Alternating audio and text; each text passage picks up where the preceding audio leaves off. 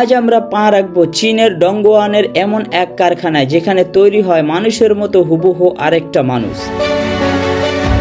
প্রেমিকার অভাব মেটাতে কিংবা প্রিয়জনের বিচ্ছেদে হুবহু তার মতো আরেকজন মানুষ বানিয়ে নেয়, কিন্তু এগুলোর সাথেই দিব্যি সংসার করে চায়নার লোকেরা। এইসব সিলিকন মানুষের জন্মের আদ্যপান্তই থাকছে ডক্টর সায়েন্স এর আজকের পর্বে। সিলিকন ডল বানানোর কাজটা শুরু হয় স্টুডিওর ভেতর থেকে। প্রথমে গ্রাহকদের পাঠানো ছবি থেকে উন্নত 3D মডেলিং সফটওয়্যারের মাধ্যমে এটি ভার্চুয়ালি ডিজাইন করা হয়। এমনকি আধুনিক এআই ব্যবহার করে কাল্পনিক চরিত্র তৈরি করে সেই অনুযায়ী বানাতে পারেন এই মানব পুতুল। মূলত এই ডিজাইনটি নির্ধারণ করে পুতুলের উচ্চতা, মুখাবয় এবং শরীরের গঠন কেমন হবে। এরপরেই আসে এগুলোর কঙ্কাল এবং হাড় গঠনের পালা। মানুষের শরীরের ভিত্তি যেমন তার হাড়, তেমনি এই সিলিকন ডলগুলোর ভেতরেও থাকে শক্তিশালী এক কাঠামো।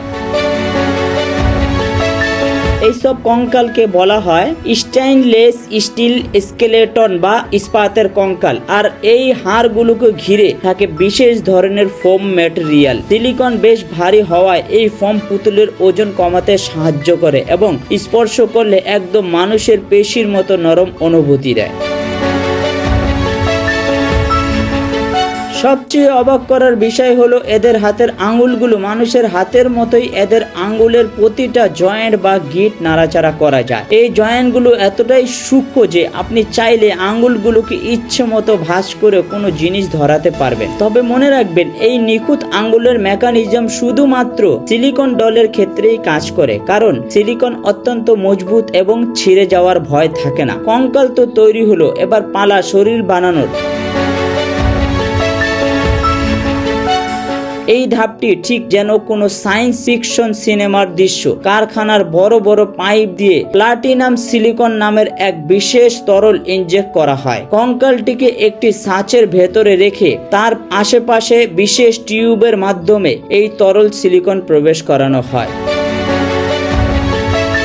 সিলিকন যাতে শরীরের সব জায়গায় সমানভাবে পৌঁছায় তার জন্য অত্যন্ত নিখুঁতভাবে চাপ নিয়ন্ত্রণ করা হয়। এর ভেতর থেকেই বসিয়ে দেওয়া হয় ভয়েস টিপ, যার ফলে এই নির্জীব পুতুলটিও মানুষের মতো কথা বলতে পারে বা সাড়া দিতে পারে।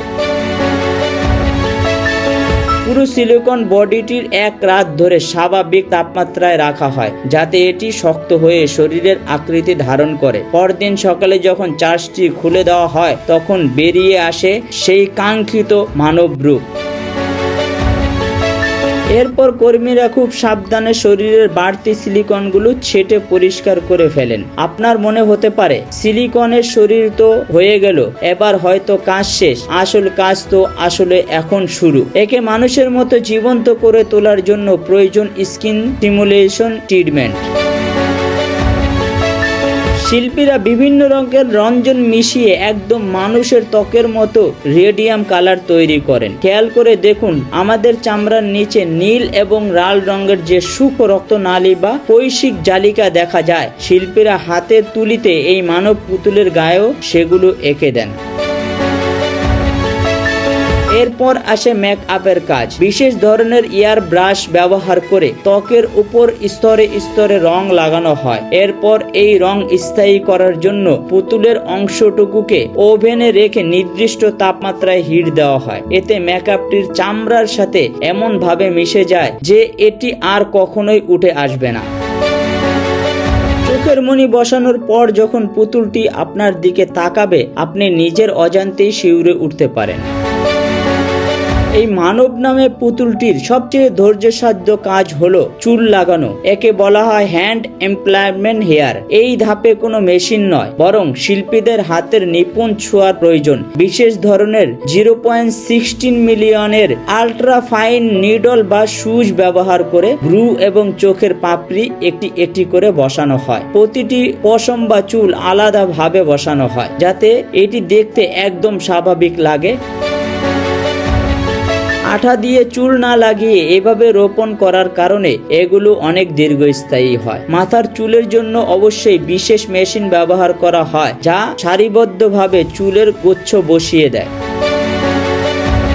এরপর হেয়ার স্টাইল স্প্রে এসে চুলগুলোকে সুন্দর করে কেটে বিনুনি করে বা স্টাইল করে পুতুলটিকে একটি পূর্ণাঙ্গ ব্যক্তিত্ব দান করেন। আর এই চুলের কাজ শেষ করতে কখনো কখনো কয়েকদিন পর্যন্ত সময় লেগে যায়। বর্তমানে এই শিল্পের সবচেয়ে বড় বাজার হলো চীন, জাপান এবং মার্কিন যুক্তরাষ্ট্র। বিশেষ করে জাপানে এই ডল পুতুলগুলোকে লাভ ডল বা ডাচ ওয়াইফ হিসেবে ডাকা হয় এবং একাকিত্ব দূর করার জন্য এগুলো বর্তমানে বেশ জনপ্রিয়। এগুলো মূলত তৈরি করা হয় মানুষের বিকল্প হিসাবে শারীরিক এবং মানসিক চাহিদা মেটানোর জন্য।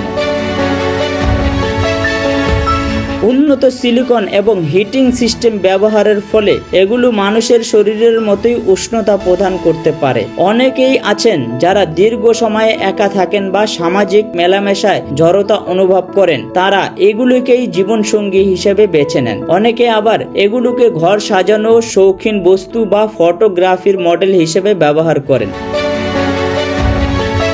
তবে এসব পুতুলের সবচেয়ে খারাপ দিক হলো এগুলোর প্রতি অতিরিক্ত আসক্তি মানুষ বাস্তব সমাজ বা রক্ত মাংসের মানুষের থেকে দূরে সরে দিতে পারে।